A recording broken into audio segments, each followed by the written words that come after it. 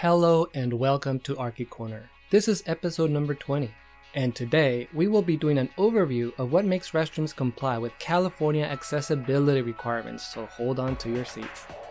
Arky Corner's last video was on ADA requirements for restrooms, and even though this video may seem the same, it is different.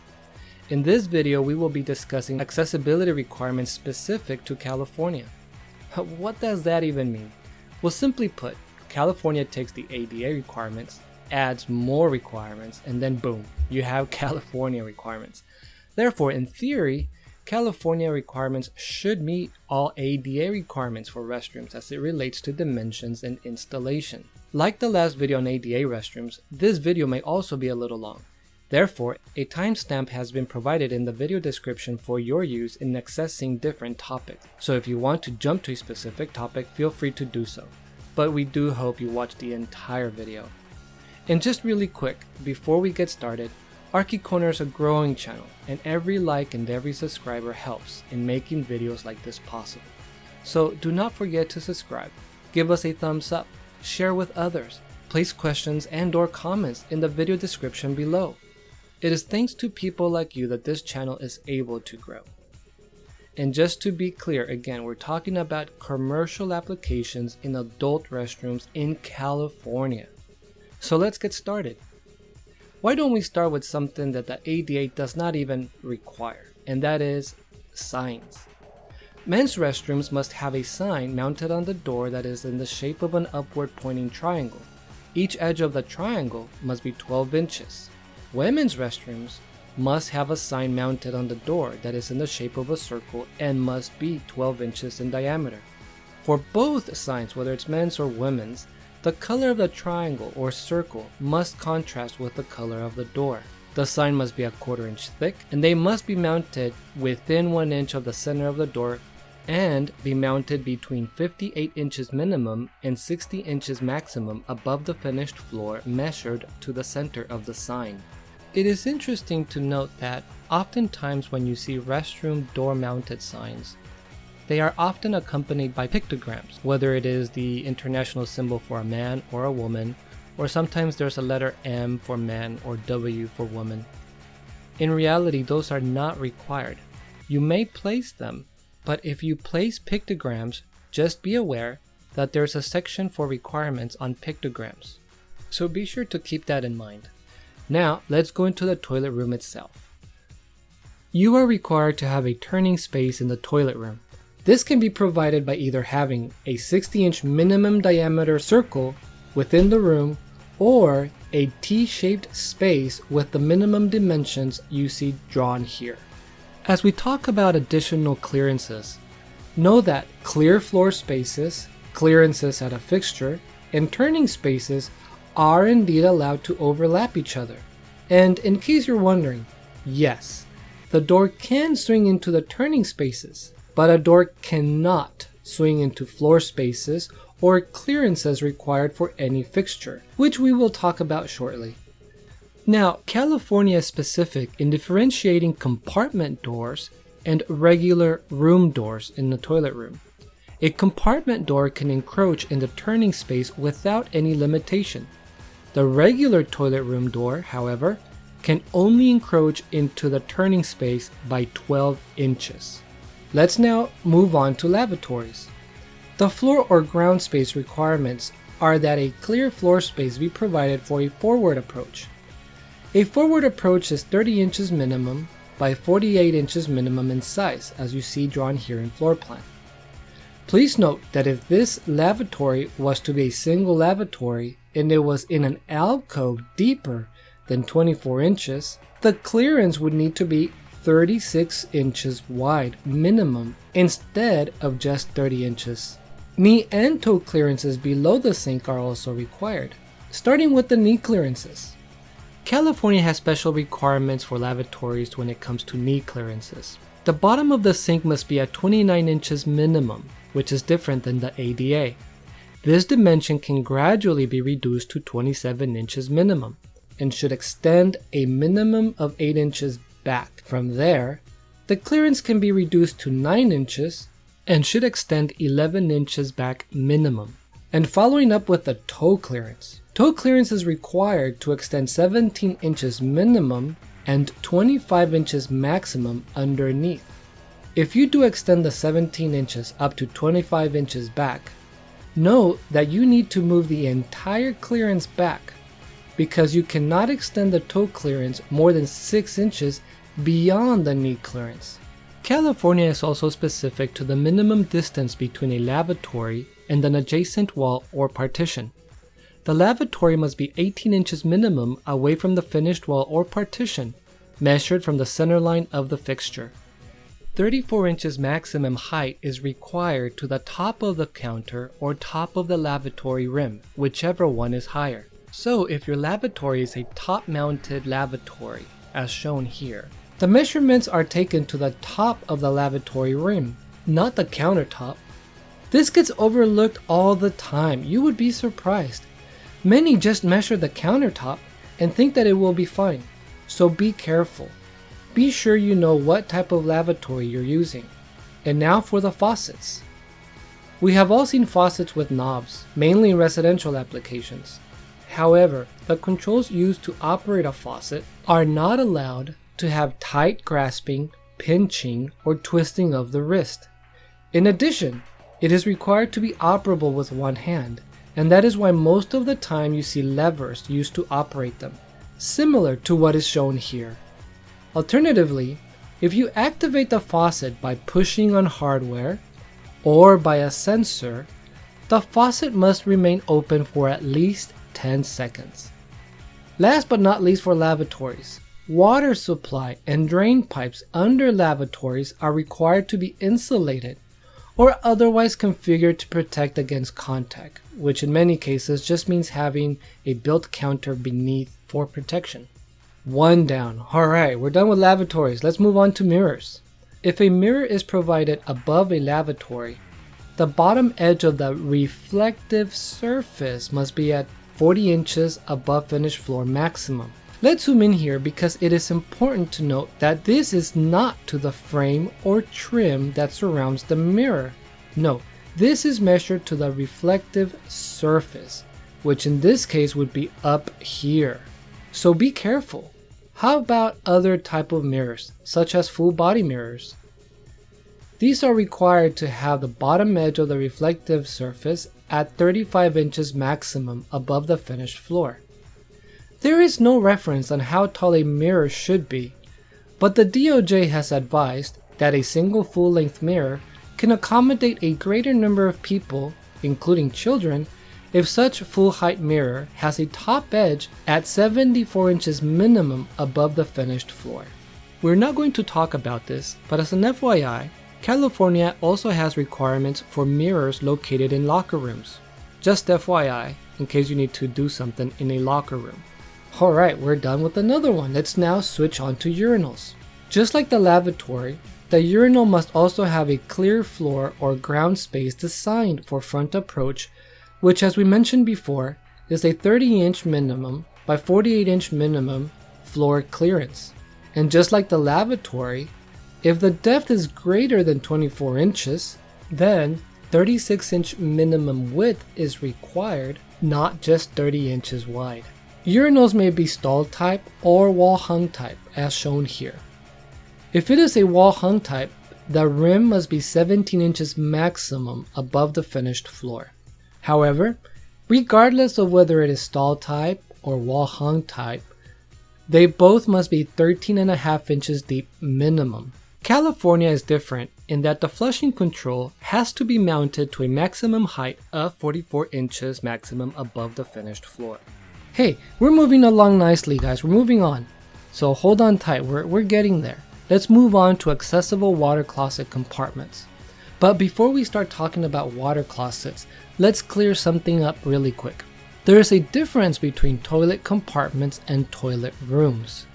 A toilet compartment, such as what you see drawn here, is typically found when you have more than one water closet.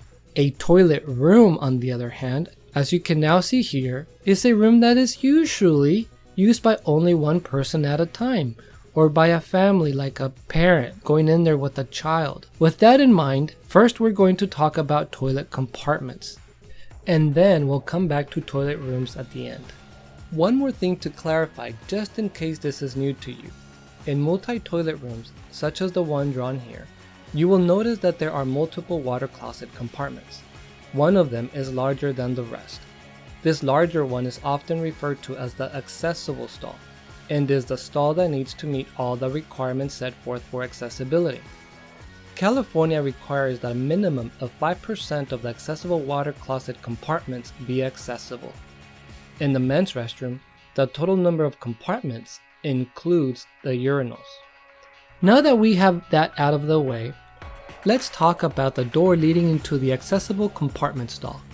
In order to talk about the requirements for doors, we will need to show the other 3 possible layouts of an accessible water stall.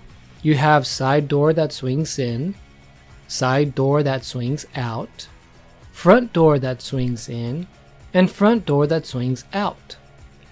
Regardless of the location of the doors must always be on the opposite corner of the water closet. Where located in the side or wall partition, the door opening shall be 4 inches max from the front partition or wall. If it's located in the front partition, the door shall be 4 inches maximum from the side wall or partition furthest from the water closet. One thing to have in mind is that if a door swings in, the door must not impede into the clearance required by the water closet, which we will talk about in a minute.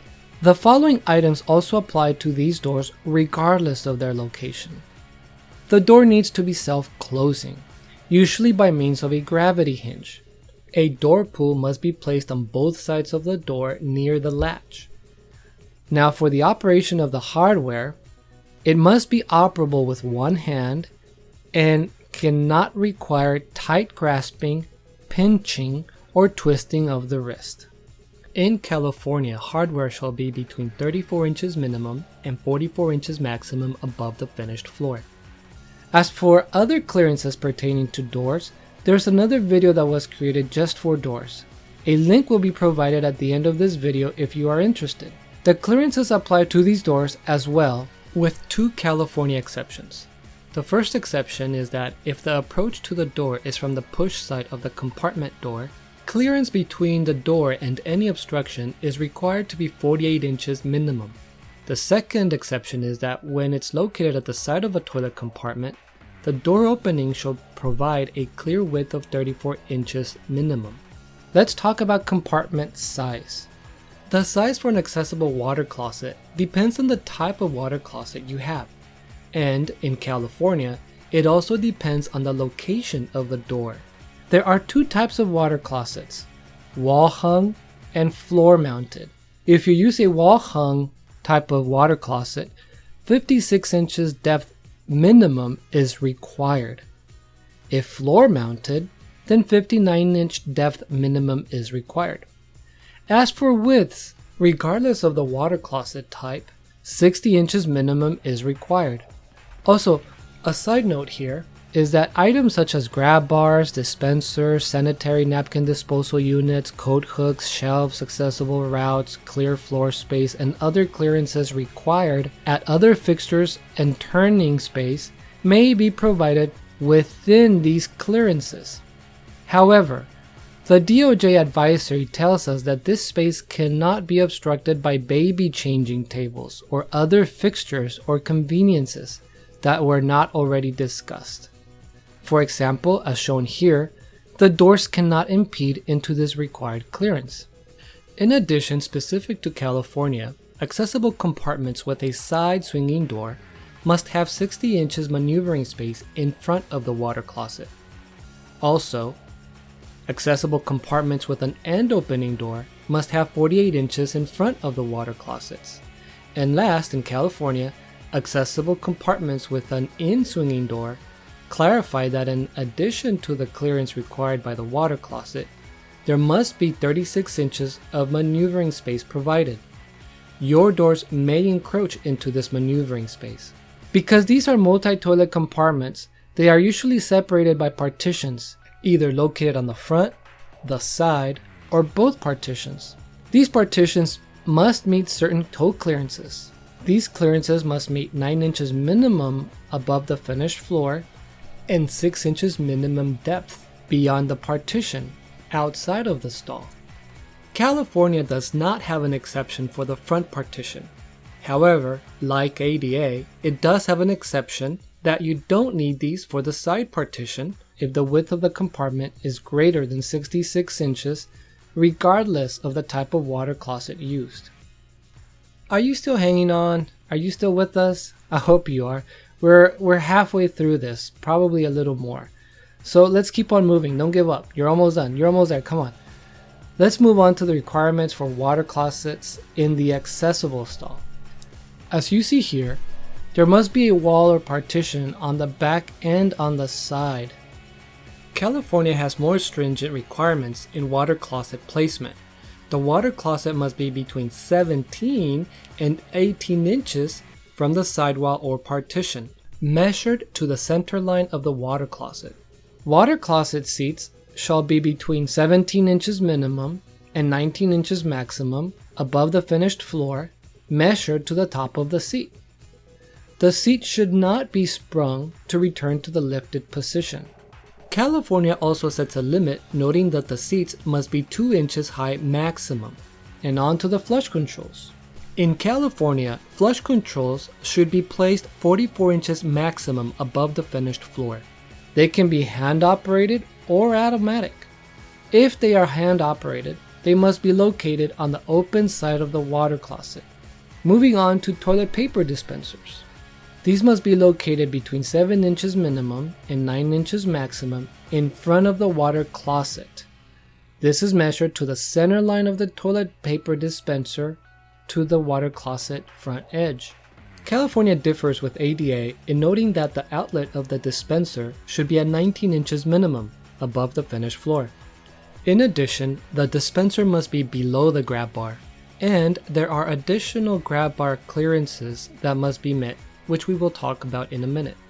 The toilet paper dispenser cannot be the type of dispenser that controls delivery or that does not allow continuous paper flow. In addition, California has a section for sanitary napkin disposal units that the ADA does not have. These units must be mounted on the sidewall between the rear wall and the toilet paper dispenser.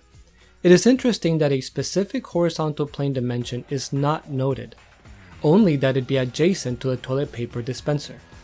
The disposal unit must be below the grab bar, and the opening of the unit must be 19 inches minimum above the finished floor.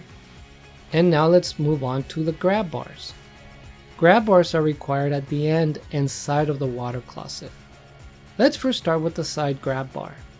It must be 42 inches long minimum, 12 inches maximum from the rear wall, and extend 54 inches minimum from the rear wall. Note that the 12 inches maximum from the wall and the extension is maximum. This is placed because sometimes, rather than providing two separate grab bars, you can accommodate this using a single L-shaped grab bar that can accommodate both requirements, including the requirements for the rear grab bar, which is next. The rear grab bar must be 36 inches long minimum. The placement is based on the center line of the water closet. From the center line, you must have 12 inches minimum to the wall side and 24 inches minimum to the open side. As for height goes, both the side grab bar and rear grab bar are required to be mounted between 33 inches minimum and 36 inches maximum above the finished floor. This measurement is taken to the top of the gripping surface. Now let's see a section of an enlarged grab bar to understand other requirements. Circular grab bars are required to have a 1¼ inch minimum and up to 2 inch maximum outside diameter. The space between the wall and the grab bar is required to be 1½ inches. Interestingly enough, there is no minimum and there is no maximum for this, so it has to be just 1½ inches. Between the grab bar and projecting objects below the grab bar, there needs to be 1½ inches clear. There also has to be a 1½ inch minimum clearance at the end of the grab bar. Have in mind that this applies to both grab bars and it also applies to both ends of the grab bars, even though graphically only one dimension is shown here. Between the grab bar and projecting objects above, you are required to have 12 inches minimum clear. Let's talk now about the ambulatory stall. An ambulatory stall is required anytime there are 6 or more toilet compartments, which include urinals and water closets. As shown here, there are a total of 6 compartments, including the urinals. Therefore, an ambulatory stall is required. In California, once the number of fixtures exceeds 6, the number of ambulatory compartment stalls is required to be a minimum of 5% of the total count of stalls. In the men's restroom, this would be water closets and urinal compartments combined.